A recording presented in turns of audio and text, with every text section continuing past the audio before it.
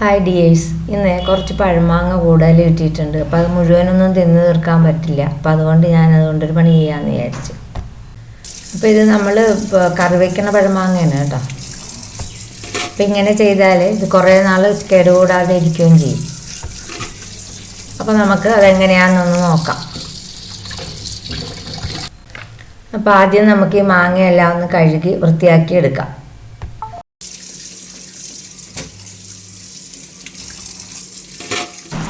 ഈ വീഡിയോ ഒന്ന് മുഴുവനായിട്ട് കണ്ട് എല്ലാവരും ഒന്ന് സപ്പോർട്ട് ചെയ്യണം കേട്ടോ. ഇഷ്ടപ്പെട്ടെങ്കിൽ ലൈക്ക് ചെയ്യാനും കമൻറ്റ് ചെയ്യാനൊന്നും മറക്കരുത് കേട്ടോ. അതിന് വേണ്ടിയിട്ട് ഞാൻ ഈ ഭരണിയിലേക്ക് ആവശ്യത്തിന് വെള്ളം ഒഴിച്ചു കൊടുക്കുന്നുണ്ട്.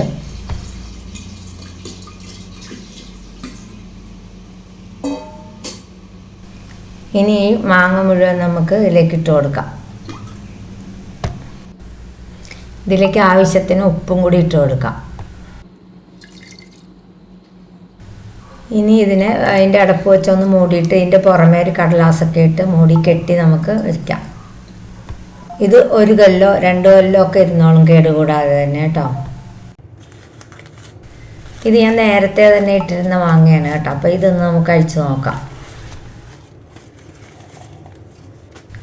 ഇതിൻ്റെ പുറമേ ഈ കാണുന്നതൊന്നും സാരമില്ല. നമ്മൾ മാങ്ങ കഴുകിയിട്ടാണ് ഉപയോഗിക്കുന്നത്. ഇതിൽ നിന്ന് നമുക്കിനി 1-2 മാങ്ങ എടുക്കാം.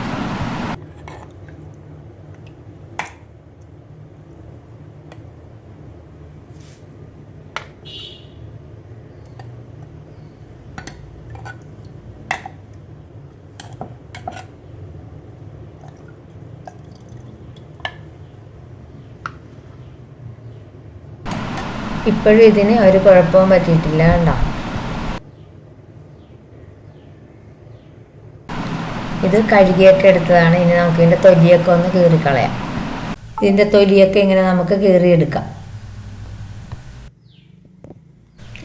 ഇതിപ്പോൾ തൊലിയൊക്കെ കളഞ്ഞ് ഞാൻ എടുത്തിട്ടുണ്ട്. 2 മാങ്ങ എടുത്ത് നമുക്ക് ആവശ്യമുള്ളത് എടുത്താൽ മതി. അപ്പം എടുത്ത് കഴുകി ഇങ്ങനെ ഇതുപോലെ എടുത്താൽ മതി. ഇനി ഇതിനെ നമുക്ക് നന്നായിട്ടൊന്ന് ഉടച്ചെടുക്കാം. ഇങ്ങനെ ഉടച്ചിട്ട് ഇതിൻ്റെ നീരൊക്കെ നന്നായിട്ട് പുറത്തേക്ക് വരട്ടെ. ഇതിപ്പോൾ മാങ്ങ ഞാൻ നന്നായിട്ടൊക്കെ പിഴിഞ്ഞെടുത്തിട്ടുണ്ട്. ഇത് നമ്മുടെ കൊണ്ടാട്ടം മുളക് വറുത്തതാണ്. ഇതും കൂടി നമുക്ക് ഇങ്ങനെ ഞെരടി ഇതിലേക്കിടാം. അപ്പോൾ ഇതും മുളകും കൂടി ഒന്നും കൂടി നന്നായിട്ടൊന്ന് യോജിപ്പിച്ചെടുക്കാം.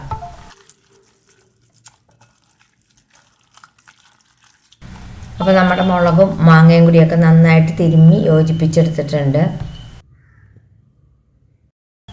ഇനി ഇതും കൂട്ടി നമുക്ക് തിരിച്ചോറ് കഴിക്കാം.